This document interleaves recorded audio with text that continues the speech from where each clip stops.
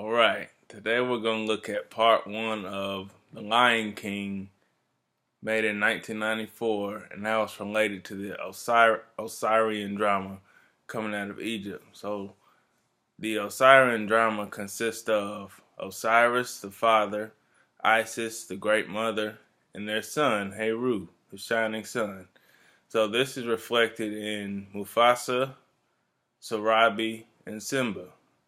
So diving into that, Mufasa is played by James Earl Jones, who also played Darth Vader in the critically acclaimed Star Wars.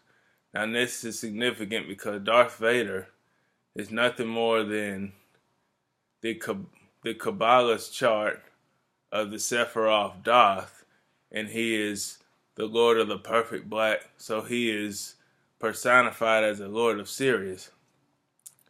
And he is wearing all black, and his voice is the same as Mufasa, who himself in the movie refers to the great kings of the past waiting in the sky.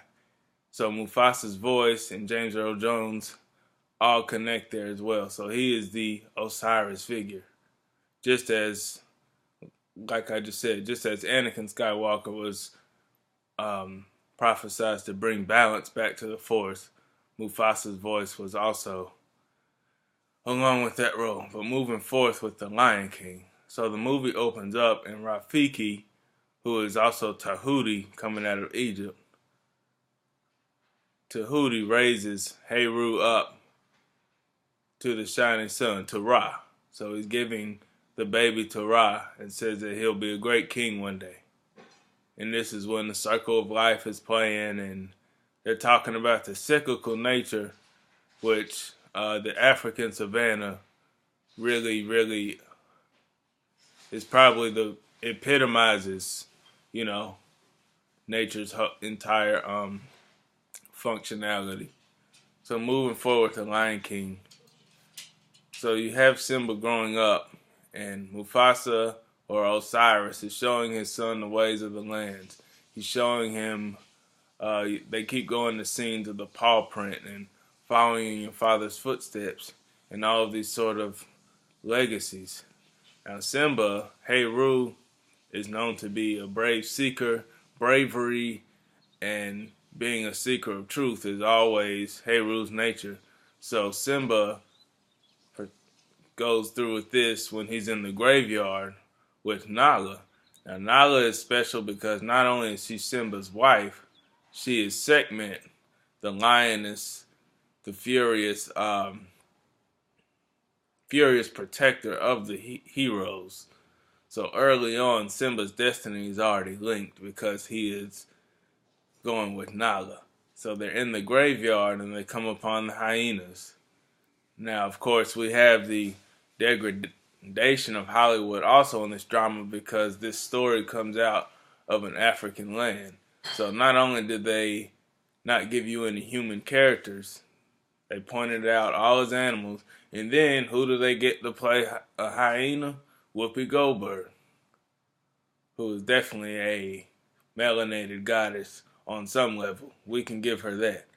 Moving forward, they're in the graveyard, and Simba's trying to be brave, right? Again, this Heru energy coming through, alright? So he's trying to ward them off, and he's roaring. Who's there to his rescue? Osiris, his great father in the sky. Although he's not in the sky yet.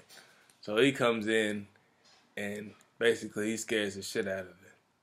Now, who else is significant in this story so far? We have Mufasa, we have Simba, we have Nala, Scar. Scar is no more than Set. Set is the great darkness, and they even show this. They kind of, color categorize the lions, even though there's no orange lions. What color was Scar? He was darker, he had green eyes, he had all of these deceptive qualities, played by Jeremy Irons. So he has his rally with the hyenas, and they're all sitting in there, and the theme song is Be Prepared. Now, Set is telling his minions to be prepared for when Osiris's body is scattered, and we'll get to that in just a moment.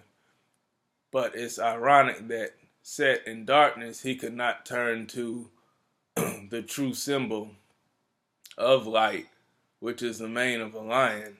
So this movie wasn't just about, the great Osiris story. It was also about a typical trait of lions being that solar element, and that's reflected in the mane. So he's singing and saying, be prepared for the lifetime, be prepared for insatiable news, a sightly new era. He's talking all this stuff about the great fall of Osiris. And remember, in the ancient days, everybody wasn't getting along. Sure, we had great organic technology. We had use of most, if not all, of our spiritual faculties, striving towards a 360-degree paradigm of knowledge. At least the priests were, okay? But along the way, you had, just like in that kind of very watered down and bad depiction of ancient Egypt in the movie Gods of Egypt, it showed set from the get-go. Gerald Butler was playing that movie. And from the get-go, he was trying to undermine the entire rule of what you would call the royal art. So when they get to this gorge, after he gives him the talk about the great kings of the past, and I'm only trying to be brave when I have to be, you need to stop being so reckless. So he kind of puts Simba in this place in his heart, for his heart to be open to learn more. And that scene is directly followed by a gorge scene, okay? Now, what happens at the gorge, and how does this relate to the Osiris story? Well, Osiris, who is Solomon's temple, who is the body of man, who on this planet is a sun-kissed family, man, woman, and child, was scattered in an event known as the African diaspora.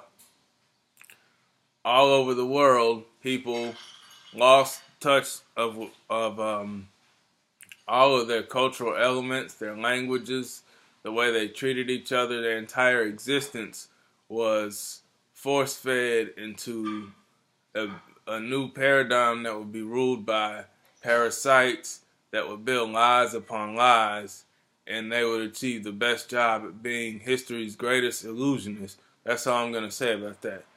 So moving forward with this, Osiris and the body of man. Body of man simply means the black man and the black woman. It doesn't mean man is superior.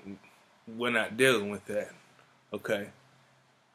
So, but that would have to be scattered. And this happens when Set unleashes a trap on his brother Osiris, and thus to strand Heru in the desert as prophesied, only for him to return to his true destiny, okay? Now what happens? Simba gets scared in this gorge, and Whoopi Goldberg and the gang chase the wildebeest into the gorge. And this forces Heru to run, because he hasn't realized his destiny yet. So he's sprinting, and Osiris is Lord of the Earth. What else did the Lord of the Earth's voice go in? Not only was he Darth Vader, not only was he Mufasa, King of Pride Rock, he was King of Zamunda. This voice, what is it about the power and the force behind this voice of James Earl Jones that's had it cast through these movies to bring in these certain energies? So being the Lord of the Earth that he is, he's always going to want to go for a stroll with his son, just like he did with Prince Hakeem. And he hears this terrible news from Zazu. Zazu comes in, and it's like, there's a stampede. So Osiris goes to his son's aid only to be scattered. And this is because he was betrayed by his brother Set, which would see the old order of the world fall. And this is what people mean when they say the world has been turned upside down. And so, very emotional scene in the movie. A lot of people were hit by this, especially when I was growing up. But that's part one. And this basically leaves Heru with his heart open. He's damaged, but still he can be repaired. Remember, diamonds are forged in the heat of fire. So this is the real inspiration for Simba to come into who he is, whether he likes it or not.